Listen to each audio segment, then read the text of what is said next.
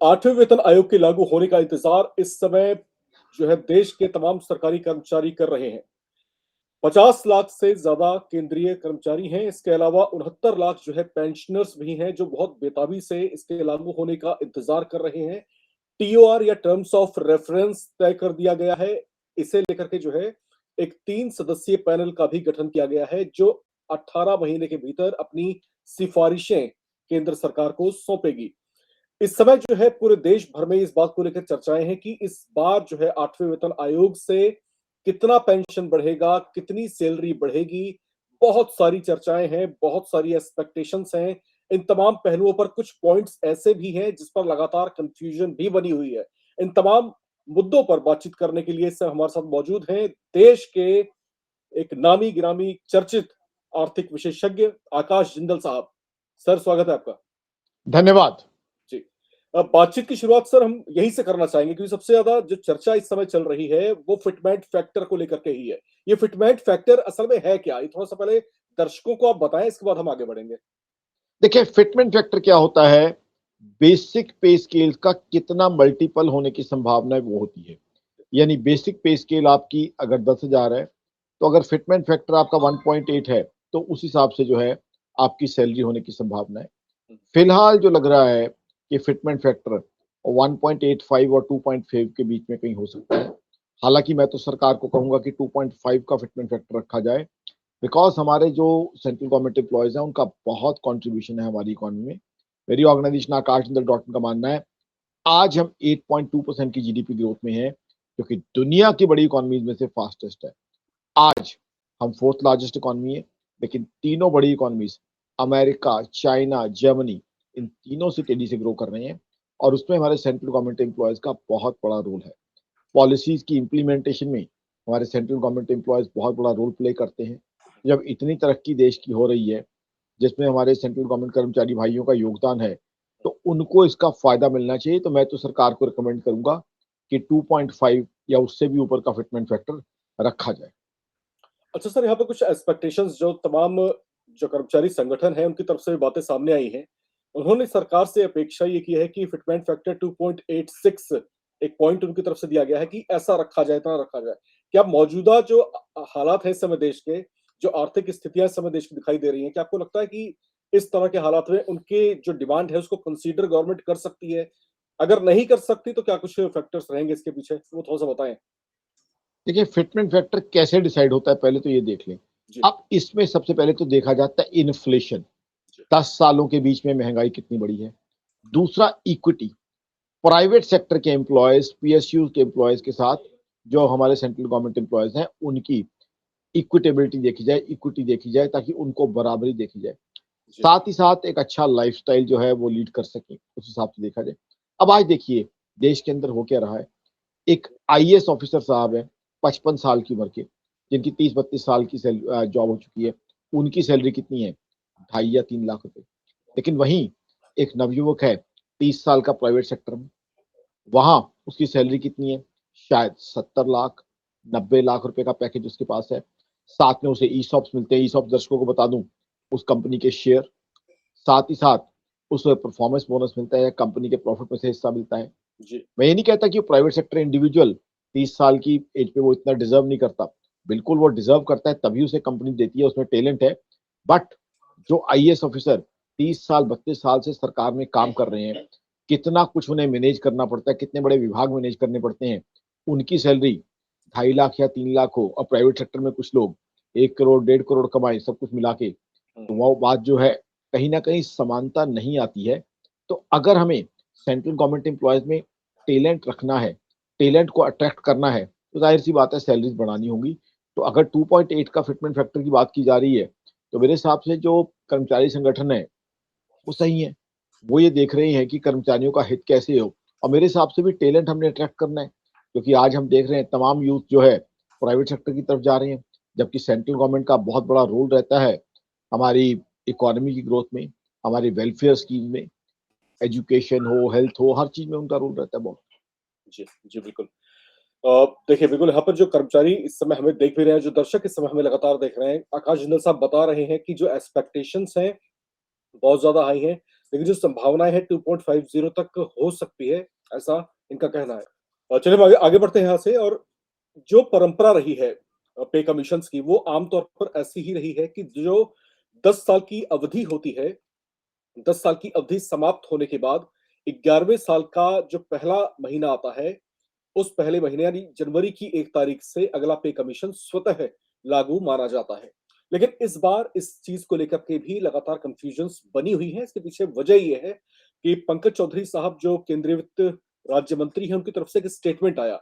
लिखित में उन्होंने पार्लियामेंट को एक स्टेटमेंट दिया है कि अभी ऐसा कुछ तय नहीं है कि 1 जनवरी 2026 से ही इसको मान्य समझा जाएगा। तो उनकी इस बात से सर थोड़ा-सा कन्फ्यूजन क्रिएट यहाँ पर हो गई है। क्या उनके स्टेटमेंट को हम इस तरीके से देखना चाहिए हमको कि 1 जनवरी 2026 से लागू हो भी सकता है, नहीं भी हो सकता? या क्या क जो कन्फ्यूजन्स बन रही हैं इसको लेकर के, आप इसे कैसे देखते हैं? देखिए, वो एक्सपेक्टेशन है। यहाँ दर्शकों को एक चीज मैं क्लियर कर दूं, अभी तक जो मैंने चीजें कही हैं या कहने जा रहे हैं, मात्र एक्सपेक्टेशंस और संभावनाएं हैं, क्योंकि अभी तक रिकमेंडेशंस नहीं आई हैं। बिल्कुल। तो अभी हम जो है, जो करंट सर्कमस्टांसेस है या जो कुछ मीडिया व्यूज हमें मिल रहे हैं, उसके बेस पे संभावनाओं की बात कर रहे हैं, एक्सपेक्टेशन की बात कर रहे हैं। देखिए, मेरे हिसाब से मैं तो रिकमेंड करना चाहूंगा सेंट्रल गवर्नमेंट को कि 1 जनवरी 2026 से ही दिया जाए, उसी डेट से इफेक्टिव किया जाए, क्योंकि जो है बीच में गैप ना आए, उनको सेंट्रल गवर्नमेंट एम्प्लॉयज को बेनिफिट मिलना चाहिए।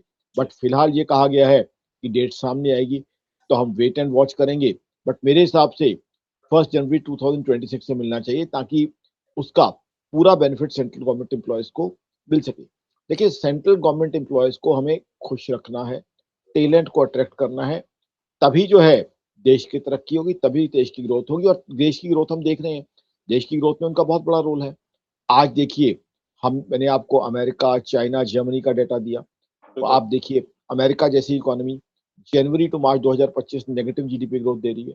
हुँ। जर्मनी जैसी इकोनॉमी, जो यूरोप की सबसे बड़ी इकोनॉमी है, दुनिया की थर्ड बिगेस्ट इकोनॉमी है, 2023 और 2024 में नेगेटिव जीडीपी ग्रोथ दी। जापान जैसी इकोनॉमी, जो थोड़ी हमसे छोटी है, जिस क्वार्टर में हमने 8.2% जीडीपी ग्रोथ दी है, जापान ने नेगेटिव जीडीपी ग्रोथ दी है। तो जब हिंदुस्तान इतना अच्छा परफॉर्म करता है, कर रहा है, तो एक तो हमारे कर्मचारी भाइयों का हक बनता है कि बिल्कुल। उस अच्छी परफॉर्मेंस का उन्हें हिस्सा मिले। दूसरा, जो हमारी प्लान्स है, पॉलिसीज है सरकार के, उसको इम्प्लीमेंट तो सेंट्रल गवर्नमेंट एम्प्लॉयज ही करते हैं, तो कहीं ना कहीं उनका अच्छा इम्प्लीमेंटेशन है, तो इतनी ग्रोथ हमें मिल रही है। तो मेरे हिसाब से 1 जनवरी 2026 से होना चाहिए, ऐसी मैं सरकार से रिक्वेस्ट करूंगा। मेरी ऑर्गेनाइजेशन आकाशदल.in की रिक्वेस्ट रहेगी। बाकी अनाउंसमेंट एग्जैक्ट क्या होती है, वो हमें वेट करना होगा।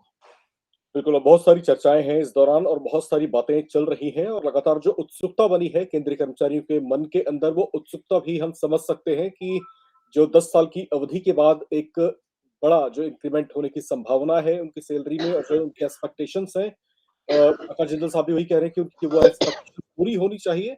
लेकिन यहाँ पर जो कुछ कन्फ्यूजन्स हैं, हम उसको भी लगातार जो बातें चर्चाओं में चल रही हैं, खास तौर से हम उन पॉइंट्स पर भी लगातार बात करने की कोशिश कर रहे हैं, जानने की कोशिश कर रहे हैं कि उनके पीछे असलियत क्या है या फिर किन बातों पर ध्यान देना चाहिए, किन पर नहीं देना चाहिए। क्योंकि अभी बहुत सी चीज़ें ऐसी हैं जिस पर औपचारिक घोषणा नहीं हुई है। तो ऐसी स्थिति में अपने दिमाग में कोई ऐसी परसेप्शंस ना रखें या कोई ऐसी गलतफ़हमी ना पालें, जिससे आपको जो है किसी भी तरह की दुविधा की स्थिति आपके लिए पैदा हो जाए। सर, एक पॉइंट यहाँ पर डीए को लेकर के भी है, जो डियरनेस अलाउंस जो है, तो डीए मर्जर को लेकर के इस बार कन्फ्यूजन बन रही है। हालाँकि जो नियम कायदे रहे हैं, नियम कायदे यही कहते हैं कि जो प्रेज़ेंट डीए रहता है, उसको मर्ज कर दिया जाता है और फिर उसी बेसिस पर जो है आगे कैलकुलेशंस होती हैं। इस बार जो है दोबारा से जो है स्टेटमेंट वही है पार्लियामेंट में कि डीए मर्ज होगा या नहीं होगा। तो अभी कोई औपचारिक तौर से घोषणा सरकार की तरफ से नहीं की गई है। तो इसको लेकर कुछ रूमर्स इस समय कर्मचारियों के बीच में है। वो रूमर्स मैं चाहूँगा आप थोड़ा दूर करें और डीए को लेकर के क्या कुछ नियम कायदे हैं, वो थोड़ा बताएँ? देखिए, मेरे हिसाब से डीए का मर्जर नहीं होगा, ना ही होना चाहिए। जी। मेरे हिसाब से तो ये एक्सपेक्टेशन बनती है, क्योंकि डियर नेशनल अलाउंस इन्फ्लेशन के हिसाब से देखा जाता है। महंगाई हम जानते हैं किस तरीके से बढ़ रही है। ठीक है, अभी का हम डेटा देखें तो 0.25% है CPI inflation. But overall, if you ask any housewife who goes out to buy vegetables, who goes out for shopping, सब्जी की आप रेडी पे जाइए, बाजार में जो है किराने का सामान, राशन का सामान लेने जाइए, तो जी, एक्चुअल इन्फ्लेशन आपको कहीं ज्यादा दिखती है। बिल्कुल। तो ऐसे में डियरनेस अलाउंस बहुत ज्यादा इंपॉर्टेंट है, बहुत डियर है गवर्नमेंट एम्प्लॉयज के लिए। और जाहिर सी बात है, उनकी महंगाई को तो हमने काउंटर करना ही है। भाई एक सैलरी आपने फिक्स कर दी 10 साल के लिए, अब बीच में महंगाई होती है तो महंगाई के अगेंस्ट तो उनको हेज चाहिए ना। तो आई थिंक डीएनएस अलाउंस जो है इसमें मर्ज नहीं होना चाहिए, डीएनएस अलाउंस जो है एडिशनली मिलना चाहिए उनको। सेंट्रल गवर्नमेंट एम्प्लॉयज का राइट है डीएनएस अलाउंस का। देखिए हमें एक चीज देखनी पड़ेगी कि सेंट्रल गवर्नमेंट एम्प्लॉयज के हक उनको मिलने चाहिए। मैं एज एन इकोनॉमिस्ट बता रहा हूँ, ठीक है सरकार पे बोझ बढ़ेगा, सरकार का खर्चा बढ़ेगा, लेकिन जिस तरीके की अब जीएसटी कलेक्शन हो रही है, जिस तरीके की इनकम टैक्स कलेक्शन हो रही है, अब देखिए 2-2 लाख करोड़ के आसपास की जीएसटी कलेक्शन हो रही है जिसमें हम रिकॉर्ड बना रहे हैं, इनकम टैक्स कलेक्शन में लगातार रिकॉर्ड बना रहे हैं। तो सरकार की कमाई बढ़ रही है। जब सरकार की कमाई बढ़ रही है तो जो लोग सरकार चला रहे हैं सेंट्रल गवर्नमेंट एम्प्लॉयज, उनको इनका फायदा मिलना चाहिए। और दूसरी बात टैलेंट की, जैसे मैंने आपको बताया कि आईएएस अफसर साहब 55 साल की उम्र में है, उनकी तनख्वाह 2.5-3 लाख है। प्राइवेट सेक्टर में 70 लाख 1 करोड़ मिल रहा है कुछ लोगों को। तो अब ऐसा क्यों ना हो कि आईएएस अफसर साहब को कम से कम 10 लाख रुपए महीना तो मिले, इतनी जिम्मेवारियां उनके ऊपर है। प्राइवेट सेक्टर में जिसको मिल रहा है ठीक है, उसका हक है, डिजर्व करता है, टैलेंट है उसमें, लेकिन आईएएस ऑफिसर्स के ऊपर कितनी रिस्पॉन्सिबिलिटीज होती हैं, कितना पूरे पूरे डिपार्टमेंट का काम होता है, जनता की बातें उन्होंने सुन के उसका जनता का समाधान देने होते हैं। तो कहीं ना कहीं ये नहीं हमें भूलना चाहिए कि सेंट्रल गवर्नमेंट में हमें टैलेंट की आवश्यकता है, और टैलेंट तभी आएगा जब अच्छी सैलरी देंगे।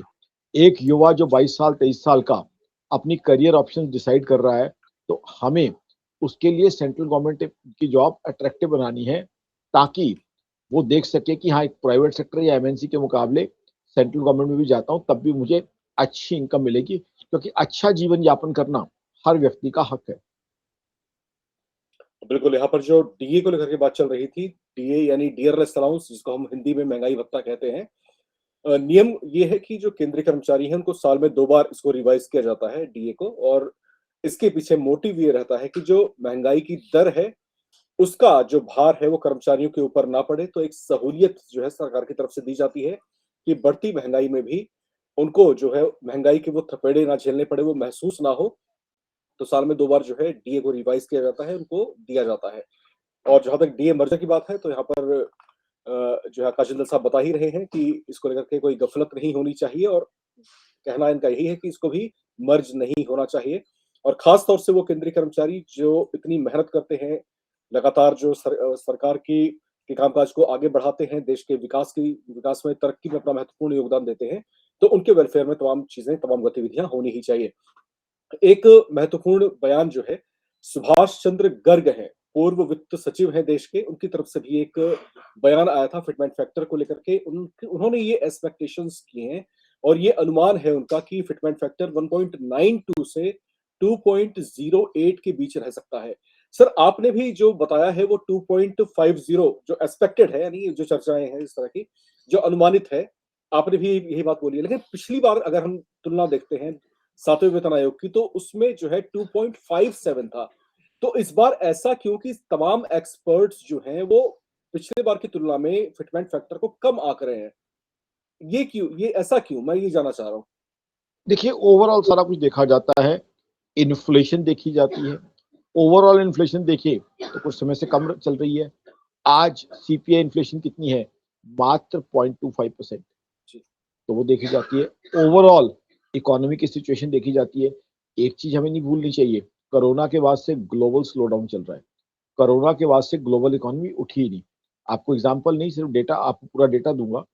अब कोरोना के बाद जो है रशिया यूक्रेन वॉर शुरू हुई 2022 में। रशिया यूक्रेन वॉर शुरू होने के बाद यूएस जैसी इकोनॉमी 2 साल लगातार नेगेटिव जीडीपी ग्रोथ जाती है। यूएस जैसी इकोनॉमी को डेट सीलिंग का लॉ लाना पड़ता है कि जितना कर्जा वो ले सकते हैं उससे ज्यादा ले। जर्मनी यूरोप की सबसे बड़ी इकोनॉमी, अभी मैंने आपको बताया 2023-2024 2 साल negative GDP growth. Britain, UK 2024 में सितंबर और अक्टूबर लगातार नेगेटिव जीडीपी ग्रोथ। तो ग्लोबल स्लो डाउन चल रहा है कोरोना के बाद से। जियोपॉलिटिकल फैक्टर्स हैं, रशिया यूक्रेन वॉर 2022 से चल रही है, बहुत समय से चल रही है, मैं एग्जैक्ट डेट नहीं बोलूंगा, बहुत समय से चल रही है रशिया यूक्रेन वॉर। और जियोपॉलिटिकल सिचुएशन, पीछे इसराइल का इशू रहा, अभी चाइना और ताइवान का इशू भी हीट अप हो रहा है। तो आज ग्लोबल स्लो डाउन के जमाने में प्राइवेट सेक्टर भी उतना अच्छा नहीं ग्रो कर पा रहा। तो कहीं ना कहीं ओवरऑल सिनेरियो को देखा जाए तो शायद 2.5% मिल जाए, ये अच्छा रहेगा। हालांकि मैं सेंट्रल गवर्नमेंट एम्प्लॉयज के साथ हूँ, उनका फिटमेंट फैक्टर हाईएस्ट होना चाहिए, अगर हमारे कर्मचारियों के संगठन 2.8 कहते हैं तो मैं उनके साथ हूँ, मिलना चाहिए। बट ओवरऑल सरकार को ये भी देखना पड़ेगा कि सरकार कितना दे सकती है, सरकार की इकोनॉमिक कंडीशन क्या है। अब देखिए, कोरोना के इमीडिएटली बाद हमारा डेफिसिट बहुत बढ़ गया था। जी बिल्कुल। डेफिसिट दर्शकों को आसान भाषा में बता दूं, सरकारी घाटा होता है कि सरकार की कमाई और खर्चे के बीच में गैप, अब उसको भी ज्यादा नहीं बढ़ा सकते हम। तो कहीं ना कहीं सेंट्रल गवर्नमेंट एम्प्लॉय को अच्छे से कंपनसेट करना जरूरी है। बट बिल्कुल। साथ ही साथ ग्लोबल स्लो डाउन और सरकार के डेफिसिट। तो यहाँ पर लगातार बात यही हो रही है कि जो केंद्रीय कर्मचारी हैं, उनका जो उनके वेलफेयर में जो है फैसले होने चाहिए। जो एक्सपेक्टेशंस है उनकी, उनकी एक्सपेक्टेशंस के अनुरूप ही जो है सरकार फैसले करे, ये भी हमारी कामना है। और दूसरी महत्वपूर्ण बात ये कि जो फिटमेंट फैक्टर के जो तमाम पॉइंट्स होते हैं, जो सभी सर यहाँ पर गिनवा भी रहे थे, ये फिटमेंट फैक्टर जो एक मैजिकल नंबर मैं इसको अगर कहता हूँ, तो ये मैजिकल नंबर ऐसे ही सेट नहीं हो जाता। इसके पीछे जो है बहुत सारी चीज़ें होती हैं, बहुत सारे फैक्टर्स होते हैं। देश के आर्थिक हालात कैसे हैं, महँगाई इस समय देश में किस तरह की है, ग्रोथ कैसा है, तो ये तमाम चीज़ें देखी जाती हैं, उसका चिंतन-मंथन किया जाता है। और जो 3 सदस्यीय पैनल का गठन किया गया है, उनको जो है समय सीमा दी गई है कि आप 18 महीने के भीतर अपनी सिफ़ारिशें केंद्र सरकार को सौंपें। तो ये सब इस समय सीमा के भीतर जो है उनको पूरी मेहनत करनी है। उनको अपनी रिकमेंडेशंस जो है सरकार तक पहुँचानी है। उसके बाद जो सिफ़ारिशें वो सरकार को देंगे, सरकार उन तमाम पहलुओं पर फिर चिंतन-मंथन करेगी कि मौजूदा हालात में क्या इन सिफ़ारिशों को हम लागू कर पाने की स्थिति में हैं, या फिर इनमें से कुछ बातों को कट आउट करना चाहिए या फिर कुछ ऐड ऑन भी करना चाहिए। तो यहाँ पर पूरी तरह से ये सब चीज़ें होती हैं, ये प्रक्रिया का विषय है। दूसरी महत्वपूर्ण बात ये कि केंद्रीय कर्मचारियों को ये भी समझना चाहिए कि ये जो है टाइम टेकन प्रोसेस है। तो आप लोगों में बेशक से उत्सुकता बनी है इस बात को लेकर के कि जल्दी से जल्दी ये लागू हो और इसका जो बेनिफिट है हमारी पॉकेट्स में आना शुरू हो जाए। लेकिन ये टाइम टेकन प्रोसेस है, इसमें समय लगेगा। सर, मैं आपसे चलते-चलते एक सवाल और यहाँ पर लेना चाहूँगा। एक्सपेक्टेड टाइम पीरियड क्या हो सकता है? हालाँकि ये 18 महीने की जो अवधि दी गई है, ये कोई फिक्स्ड टाइम पीरियड तो नहीं है। उससे पहले भी अपनी जो सिफ़ारिशें सौंप सकते हैं। लेकिन अगर 18 महीने की पूरी अवधि ले भी लेते हैं अगर, तो उसके बाद आपको क्या लगता है कि कब से इसका बेनिफिट पॉकेट्स में आना स्टार्ट हो जाएगा? देखिए, 2 मैं टाइमलाइन्स दूँगा। जी, अगेन ये संभावनाएँ हैं, कोई अनाउंसमेंट्स नहीं है। जी। संभावना पहली ये है कि रिकमेंडेशंस अप्रैल 2027 के आसपास आ जाएँगी। इम्प्लीमेंटेशन, क्योंकि उसके बाद सरकार ने भी चीज़ें देखनी है, दिवाली 2027 के आसपास जो है आएगी। 2027 अप्रैल के आसपास रिकमेंडेशन आने की संभावना है। दिवाली 2027, और दिवाली वैसे भी हमारे यहाँ शुभ मौका माना जाता है तोहफ़ा देने के लिए, तो सरकार दिवाली के उपलक्ष्य में शायद तोहफ़ा देना चाहे हमारे कर्मचारी भाइयों को। तो आप ये मान के चलें कि एक्चुअल जो आप कह रहे हैं पॉकेट में आना, वो दिवाली 2027 तक आने की संभावना मुझे क्लियरली दिख रही है। जिस तरीके से वक़्त देख रहा है, जिस तरीके से डिसीज़न्स आए, जब रिकमेंडेशंस आएँगी फिर उनको डिसाइड किया जाएगा। तो आप ये मान के चलें कि 2027 की दिवाली पे जो सैलरी मिलेगी, वो अच्छी, बढ़ी हुई और दिवाली पे खुशियाँ देने वाली होगी, ऐसी संभावना मैं लेके चल रहा हूँ। और सेंट्रल गवर्नमेंट की ड्यूटी भी है कि सेंट्रल गवर्नमेंट एम्प्लॉइज़ को खुश रखा जाए। देश की तरक्की में इन लोगों का बहुत बड़ा रोल है। बिल्कुल, संभावना है अप्रैल 2027 से इसका लाभ मिलना शुरू हो जाएगा। लेकिन सर, इस अवधि में जो ये जो टाइम पीरियड गुज़र गया है, क्या आपको लगता है कि ये पैसा भी आएगा उनके पास, कर्मचारियों के पास? मैं तो आपके प्लेटफ़ॉर्म से सरकार को रिक्वेस्ट करना चाहूँगा, मेरी ऑर्गेनाइज़ेशन आकाशचंद्र.in की तरफ से, कि इनको 1 जनवरी से ही दिया जाए। इनको 1 जनवरी से ही जो है बढ़े हुए एरियर्स दिए जाएँ, ताकि जो है सेंट्रल गवर्नमेंट एम्प्लॉइज़ को हम खुशियाँ दे सकें, उनका मोटिवेशन बढ़ा रहे, क्योंकि ऑलरेडी देख रहे हैं कि प्राइवेट सेक्टर में सैलरीज़ कहीं ज़्यादा है बहुत से एरियाज़ में। तो मैं तो यही सरकार को रिकमेंड करूँगा, और अभी तो रिकमेंडेशन का वक़्त है ही है, क्योंकि अभी पहले रिकमेंडेशंस आनी है, तो सरकार को सजेशन चाहिए। तो मैं तो एज़ एन इकोनॉमिस्ट सरकार को, एज़ अ सिटिज़न सरकार को क्लियरली सजेस्ट करूँगा कि 1 जनवरी से ही दिया जाए। और मुझे संभावना भी ऐसी लगती है कि वहीं से मिलेगा, कि और मिलना भी चाहिए, हक है उनका। जी, बिल्कुल, संभावना इस बात की है कि अप्रैल 2027 से केंद्रीय कर्मचारियों के पॉकेट में 2026 दो च दो दो दो नहीं, जो आएगा उनकी पॉकेट में वो दिवाली 2027, अप्रैल 2, मैं तीनों टाइमलाइन दोबारा बता दूँ। अप्रैल 2027 तक रिकमेंडेशन आने की संभावना है, दिवाली 2027 तक उनकी जेब पे आने की संभावना है, और जो हम एक्सपेक्ट कर रहे हैं कि एरियर्स उनको मिले इसके 1 जनवरी 2026, तीनों टाइमलाइन में दोबारा क्लैरिफाई कर। जी, बिल्कुल, जो एरियर्स मिलने की संभावना है और जो आशा भी है वो 1 जनवरी 2026 से मिलना शुरू हो जाए, ऐसा कहा जा रहा है। अप्रैल 2027 ये एक्सपेक्टेशंस हैं कि उस समय से जो है जो रिकमेंडेशंस हैं उस पर विचार होना शुरू हो और फिर दिवाली 2027 की जो दिवाली है उस समय की अवधि के आसपास जो है पॉकेट में बेनिफिट्स आना शुरू हो जाए। इस तरह की जो है जो संभावनाएं हैं इस समय लगातार बनी हुई हैं। आकाश जिंदल साहब हमारे साथ बने हुए थे, देश के जाने माने आर्थिक विशेषज्ञ हैं और अपनी जो एक्सपर्ट कमेंट्स हैं, जो ये सोच रहे हैं इन तमाम पहलुओं के बारे में और क्योंकि हम आपका अतीत जानते हैं सर, जिस तरीके से आपकी गणनाएँ रही हैं, जो बातें आप कहते रहे हैं, वो कितना सटीक और सटीक के आस-पास ही रही हैं, ये भी हम जानते हैं। तो केंद्रीय कर्मचारी जो इस समय देख रहे हैं हमें, तो आप जो है बेशक से बातें संभावनाओं के दायरे में लिपटी हुई हैं, लेकिन आकाश जिंदल साहब जब बोल रहे हैं, तो इसके पीछे कुछ ना कुछ बातें ज़रूर हैं। तो बिल्कुल आप इस बारे में क्या सोचते हैं? कमेंट बॉक्स में लिख कर के हमसे ज़रूर शेयर करें और इसी आशा के साथ इस कार्यक्रम का हम समापन करेंगे कि केंद्रीय कर्मचारियों की जो अपेक्षाएँ हैं, वो अपेक्षाएँ पूर्ण हो और जितनी वो आशा कर रहे हैं, फिटमेंट फैक्टर जितना तय होना चाहिए, उनके अनुरूप सरकार उस पर ध्यान दे और उस पर जो है विचार भी करे।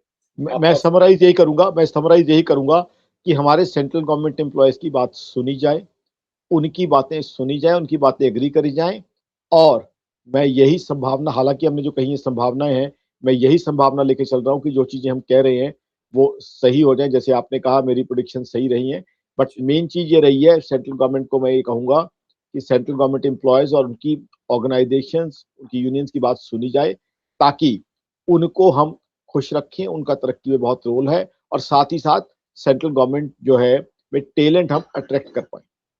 बिल्कुल और ये जो सारी व्यवस्थाएं हैं इसको चलायमान रखने के लिए ये केंद्रीय कर्मचारी ही हैं जो अपनी ऊर्जा, अपनी क्षमता, अपनी दक्षता लगाते हैं। तो जब बारी उनके बेनिफिट की है तो वो बेनिफिट उनको मिलना भी चाहिए। इसी कामना के साथ हम कार्यक्रम का समापन करते हैं। सर आप हमारे साथ जुड़े, आपका बहुत-बहुत शुक्रिया। और जो धन्यवाद। दर्शक हमें इस समय देख रहे हैं वो लगातार बने रहें और देखते रहें नवभारत टाइम्स।